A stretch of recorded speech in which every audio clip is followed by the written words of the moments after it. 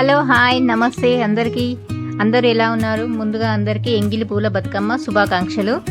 ఇప్పుడు మేము బతుకమ్మ చిన్న బతుకమ్మ కాబట్టి మేము మా విలేజ్కి వెళ్తున్నాం అందరం కలిసి, అమ్మ వాళ్ళతో కలిసి. నేను కూడా కార్లో మా ఊరు వెళ్తున్నాం. వెళ్ళే ముందు మా అల్లుడికి ఉన్న కోడలికి ఆకలేసిందని చెప్పి సమోసాలు తీసుకుని అవి తినుకుంటూ వాళ్ళతో ఎంజాయ్ చేసుకుంటూ మరి మేము కార్లో ముచ్చట్లు పెట్టుకుంటూ వెళ్ళినాం. మా చిన్నోడైతే ఫుల్ ఖుషి అవుతుండు. ఇది అమ్మ వాళ్ళ ఇల్లు మా విలేజ్లో. ఇంకా లోపలికి వెళ్తున్నాం కార్ దిగేసి. ఇంకా మా కోడలు అయితే నేనే ఫస్ట్ వెళ్తా అని చెప్పి నన్ను దాటేసుకొని మరీ వెళ్తుంది. తను వెళ్ళి ఇంకా నన్ను వీడియో ది అని అంటుంది. తనని వీడియో తీసాను నేను. ఇది అమ్మ వాళ్ళ ఇల్లు. ఇంకా లోపలికి వెళ్తే ఇంకా లాక్ తీయాలి. అందరం మెల్లిగా బ్యాగ్స్ అన్ని తెచ్చుకున్నాం. ఒక 1 డే ఉండడానికి వచ్చినాం ఓన్లీ చిన్న బతుకమ్మకి. మళ్ళీ సద్దుల బతుకమ్మకి ఒక 3-4 డేస్ తర్వాత మళ్ళీ వెళ్దామని అనుకుంటున్నాం. అందరం ఇంకా వచ్చేసినాం. లగేజ్ అంతా అక్కడ పెట్టేసి ఇంకా లోపలికి వెళ్తున్నాం. లోపలికి వెళ్ళిన తర్వాత చూసారు కదా, ఇప్పుడు ఇదంతా మేము క్లీన్ చేయాలి. నీట్గా ఊడ్చి కడిగి అంతా క్లీన్ చేసి అప్పుడు మేము బతుకమ్మ వేరవాలి, చిన్న బతుకమ్మ. ఇంకా మబ్బు మాత్రం ఫుల్ వచ్చింది. ఎక్కడ వర్షం పడుతుందో అర్థం కావట్లేదు. మొత్తం పని కంప్లీట్ అయిన తర్వాత మెల్లిగా బతుకమ్మ కోసం పూలన్నీ ప్రిపేర్ చేసుకున్నాం. ఇంకా వర్షం పడేలా ఉందని చెప్పి ఇంకా మేము వచ్చినామని మా పిన్ని కూడా వచ్చింది. మా పిన్ని, మా మమ్మీ, నేను, మా మరదలు దివ్య, ఇంకా మేము అందరం కలిసి బతుకమ్మ వేద్దామని ప్రిపేర్ అయినాం. చిన్న చినుకులు పడుతున్నాయి. మా కోడలు ఉన్న అల్లుడు మంచిగా ఆ వర్షంలో తడవడానికి సిద్ధమైపోయారు.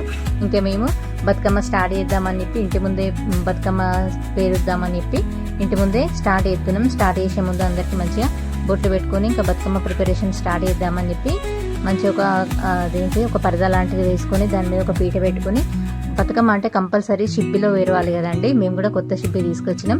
ఇంకా పూలు, బతుకమ్మ వేరవడానికి కావాల్సిన పూలు ఐటమ్స్ అన్నీ ఏమేమి తీసుకొచ్చినామో అవన్నీ మొత్తం తీసినాం. ఇంకా అక్కడ పీట వేసుకొని మరి మా కోడలు కూర్చుందండి. నేనే బతుకమ్మ వేరుస్తా అని చెప్పి, పెద్ద మనిషి తను. ఇంకా కూర్చొని నేనే బతుకమ్మ వేరుస్తా అని చెప్పి ప్రిపేర్ అయింది తను. సరే తనని ఎందుకు డిస్టర్బ్ చేయడం అని చెప్పి తన పక్కన నేను కూర్చొని నేను కూడా బతుకమ్మ పేరవడం స్టార్ట్ చేసిన. ఇంకా ఫస్ట్ గుమ్మడాకులు వేసి బతుకమ్మ వేరవాలి కదా. గుమ్మడాకులు వేయాలంటే ఫస్ట్ దానికి ఉన్న కాడ చుంచి మరి దాన్ని వేస్తారు.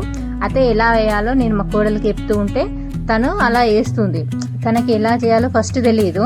నేను ఇట్లా వేయాలని చెప్పి చెప్పిన తర్వాత వాళ్ళ మమ్మీ అట్లా కాదు ఇట్లా అని చెప్పి తనకి మంచిగా క్లియర్గా చెప్తుంది నేను చేస్తూ ఉంటే.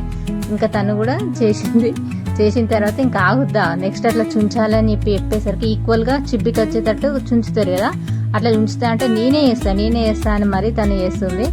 ఇంకా దాని తర్వాత తంగెడి పువ్వు తీసుకొచ్చినాం కదా, తంగెడి పువ్వు మంచిగా ఆకులన్నీ తీసేసి చేస్తుంటే అస్సలు వినట్లేదు. తను మాత్రం నేనే బతుకమ్మ వేరుస్తా అనేసరికి తనకు ఒక ఛాన్స్ ఇచ్చినాం మేము. అట్లా పెట్టేసింది. ఇంకా వర్షం మాత్రం ఫుల్ వర్షం పడుతుంది మాకు. ఇంకా వర్షంలోనే ఇంటి ముందే అక్కడ కూర్చొని రేకుల కింద కూర్చొని బతుకమ్మ పేరవడం స్టార్ట్ చేసినాం.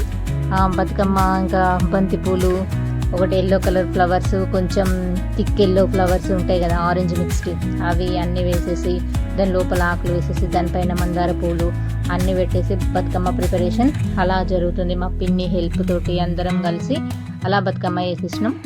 చూడండి బతుకమ్మ మొత్తం ఎలా చేస్తున్నామో.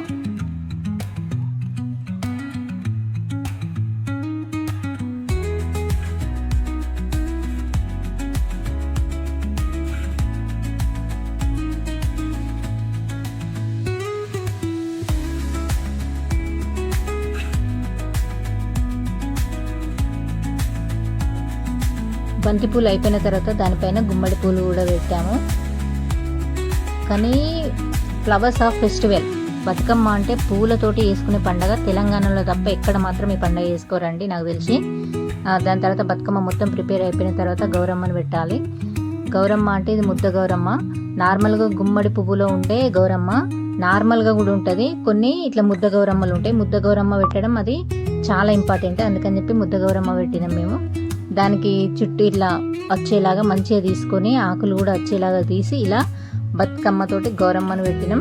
దానిపైన ఇంకా గోరింట పూలు కూడా పెట్టాలి, అది మెయిన్. మనం ఇప్పుడు గుమ్మడి పూలు పెట్టడమే కాకుండా దానిపైన ఒక గులాబీ పువ్వు పెట్టి గులాబీ పూలో గౌరమ్మను పెట్టినాం మేము. దాని తర్వాత గోరంట పూలు మాత్రం కంపల్సరీగా పెడతారు ఎవరైనా. అది ఎట్లా అంటే అది కంపల్సరీ అన్నట్టు. బతుకమ్మ అంటే గోరంట పూలు ఉండాలంటే ఇంకా గుమ్మడి పూలును గోరంట పూలు లేని బతుకమ్మ ఉండనే ఉండదు నాకు తెలిసి. ఇంకా దాని చుట్టూ డెకరేషన్గా మంచిగా గోరంట పూలు పింక్ కలర్వి మొత్తం డెకరేట్ చేసినాం చూడండి.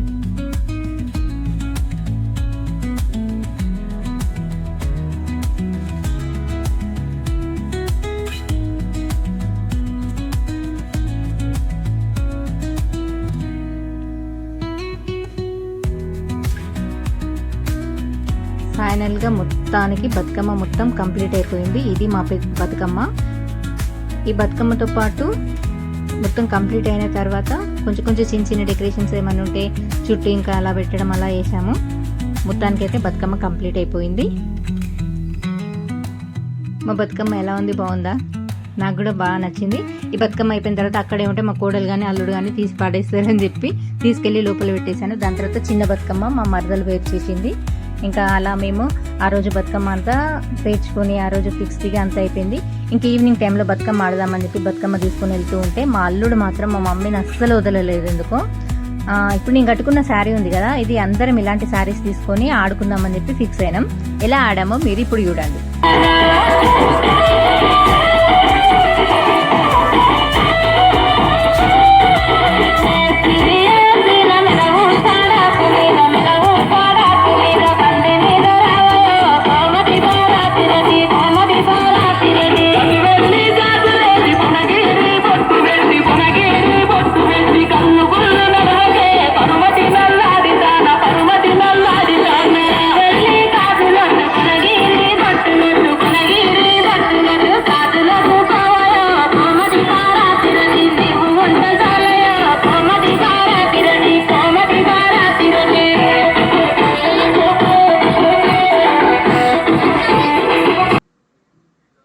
ఇది సేమ్ శారీస్ అండి, మేమందరం సేమ్ శారీస్